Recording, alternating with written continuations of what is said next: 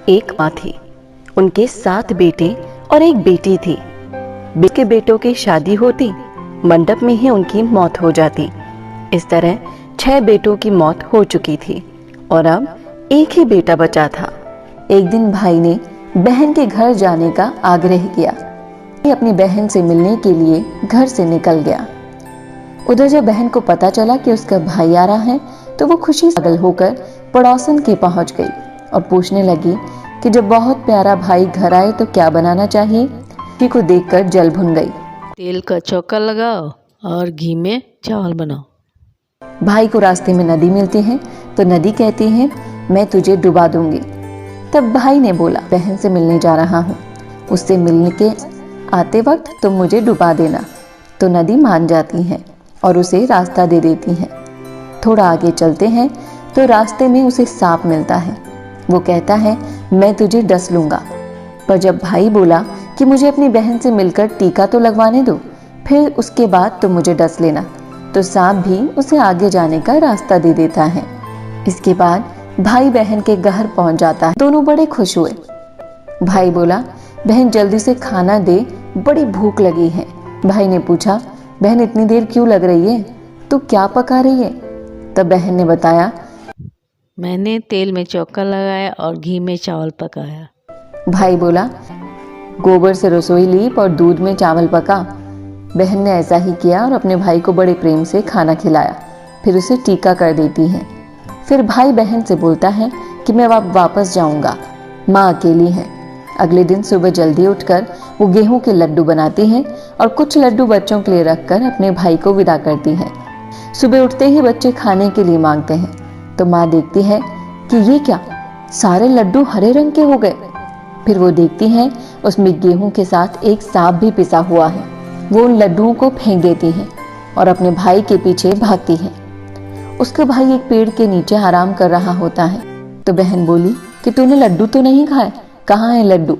भाई बोला पेड़ पे टंगे हैं। लड्डू उतार कर फेंक दिए और भाई को सारी बात बता दी। भाई बोला कि इस बार तो तूने बचा लिया, पर आगे तू मुझे कैसे बचाएगी? मैं तो कईयों को अपनी मौत की साई देकर आया हूँ। और बहन को वो सब बताता है जो उसके साथ रास्ते में हुआ था। बहन बोली अब तो मैं तेरे साथ ही चलूंगी। तो भाई को कहती है कि भाई मुझे प्यास लगी है, अभी मैं पानी पी के आती हूँ। और पानी पीने एक घाट में पहुँची, वहाँ एक बुढ़िया को देखी। उसने एक बुढ़िया से पूछा कि ये शिलाएं कैसी हैं? तो उस बुढ़िया ने बताया 6 बेटे तो शादी के मंडप में ही मर चुके हैं, तो उनके नाम की ये शिलाएं जमीन में गड़ी हैं। अभी 7वें की शादी होना बाकी है। जब उसकी शादी होगी तो वो भी मंडप में ही मर जाएगा। तभी 7वें भाई को बचाने का उपाय पूछा। बुढ़िया ने उसे सब बता दिया है। वो तुरंत अपने भाई के पास जाकर उसे कहती है भाई मैं तुझे माँ के घर तक छोड़ने चलूंगी, लेकिन रुक अभी आती हूँ। सांप के लिए दूध और नदी के लिए ओढ़नी ले आती है और दोनों भाई बहन आगे बढ़ते हैं। रास्ते में उन्हें सर्प मिलता है। जैसे ही सांप उसे डसने के लिए आगे आता है, बहन सांप के आगे दूध का प्याला रख देती है। सांप दूध पीने लगता है। फिर नदी मिलती है जो भाई को डुबाने के लिए बिल्कुल तैयार रहती है, पर बहन नदी को ओढ़नी उड़ा देती है। नदी रास्ता दे देती है। फिर अपने घर पहुंच जाते हैं।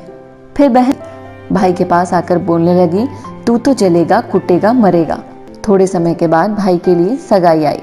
उसकी शादी भी तय हो गई। जब भाई को सेहरा बनाने लगे तो वो बोली इसको ये क्यों सेहरा बंधेगा, सेहरा तो मैं पहनूंगी, ये तो जलेगा मरेगा।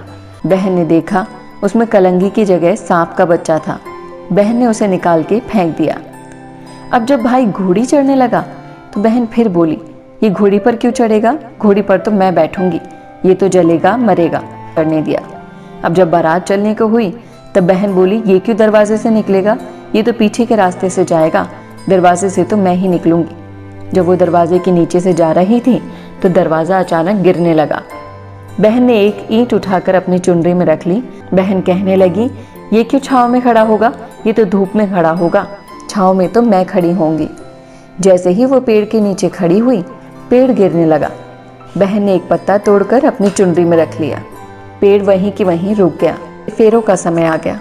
जब दुल्हन आई तो उसने दुल्हन के कान में कहा अब तक तो मैंने तेरे पति को बचा लिया, अब तू ही अपने पति को और साथ ही अपने मरे हुए जेठों को बचा सकती है। फेरों के समय एक नाग आया। वो जैसे ही दूल्हे को डसने को हुआ, दुल्हन ने उसे एक लोटे में भर के ऊपर से प्लेट से बंद कर दिया। थोड़ी देर बाद नागिन दुल्हन से बोली, तू मेरा पति छोड़। दुल्हन बोली, पहले तू मेरा पति छोड़। नागिन ने कहा, ठीक है, मैंने तेरा पति छोड़ा। दुल्हन बोली, एक मेरे पति से क्या होगा? हंसने बोलने के लिए जेठ भी तो होना चाहिए, एक जेठ भी छोड़। नागिन ने जेठ के भी प्राण दे दिए। इस तरह एक एक करके दुल्हन ने अपने 6 जेठ जीवित करा लिए। अब ये सब अपने घर आए तो अपने सारे बहू बेटों को देखकर उनकी माँ बहुत खुश हुई। इस तरह एक बहन ने अपने भाइयों की रक्षा की। उस दिन के बाद से ही हर बहन अपने भाई की लंबी उम्र की कामना के लिए भाई दूज का त्योहार मनाती है।